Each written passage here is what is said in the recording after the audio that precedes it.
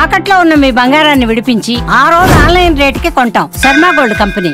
కుక్కలు రాస్తున్న మరణ శాసనాల్లో మరో బాలుడు చేరిపోయాడు. అల్లారు ముద్దుగా అపురూపంగా పెరిగిన 4 ఏళ్ల చిన్నారి మెడను కొరికేసి ప్రాణం తీసింది ఓ శునకం. గుంటూరులో జరిగిన ఈ దారుణ ఘటన మరోసారి వీధి కుక్కలపై ఆందోళన కలిగిస్తోంది.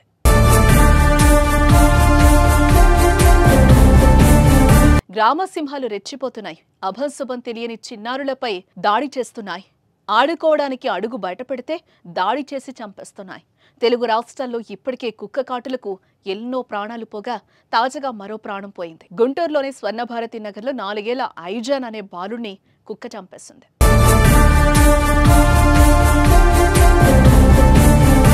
స్వర్ణభారతి నగర్కు చెందిన నాగరాజు రాణిల కుమారుడు ఐజాన్. ఆదివారం సాయంత్రం నాగరాజు పని మీద బయటకెళ్లగా రాణి ఇంట్లో పనిచేసుకుంటోంది. ఎప్పట్లానే ఐజాన్ ఆడుకోవడానికి వీధిలోకి వచ్చాడు. అప్పుడు అటుగా వచ్చిన ఓ కుక్క ఐజాన్ మీద దాడి చేసింది.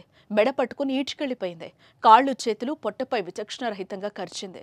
చిన్నారి ఏడుపు విన్న స్థానికులు వెంటనే కుక్కను తరిమేశారు. తీవ్ర గాయాలకు గురైన బాలుణ్ణి వెంటనే గుంటూరు ఆసుపత్రికి తరలించగా చికిత్స పొందుతూ చనిపోయాడు.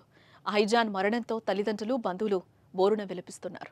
ఈ ఘటనతో మున్సిపల్ అధికారులపై స్థానికులు ఆగ్రహం వ్యక్తం చేశారు. వారి నిర్లక్ష్యం కారణంగానే బాలుడి ప్రాణం పోయిందని ఆసుపత్రి వద్ద ఆందోళనకు దిగారు. న్యాయం చేయాలని డిమాండ్ చేశారు.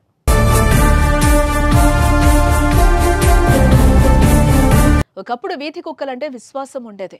వీధికి గ్రామానికి రక్షణగా నిలిచేవి. రాత్రిపూట దొంగల బెడద నుంచి కాపాడేవి. కానీ ఇప్పుడు కుక్కల స్వైర విహారం ప్రాణాల మీదకు తెస్తోంది. ముఖ్యంగా చిన్నపిల్లలు, వృద్ధుల పాలిట యమపాశాలవుతున్నాయి. అనేక ప్రాంతాల్లో నిత్యం కుక్క కాటుకు గురవుతూనే ఉన్నారు. ఇలా కుక్క కరిచిన కేసులో కొంతమంది వెంటనే చనిపోతే మరికొంతమంది కుక్క కాటు వల్ల రేబిస్ వ్యాధి సోకి మరణాలు సంభవిస్తున్నాయి. ఇంతటి ఘోరాలు జరుగుతున్నా వీధి కుక్కలను నియంత్రించడంలో ప్రభుత్వాలు నిర్లక్ష్య ధోరణి ప్రదర్శిస్తున్నాయనే విమర్శలు వస్తున్నాయి.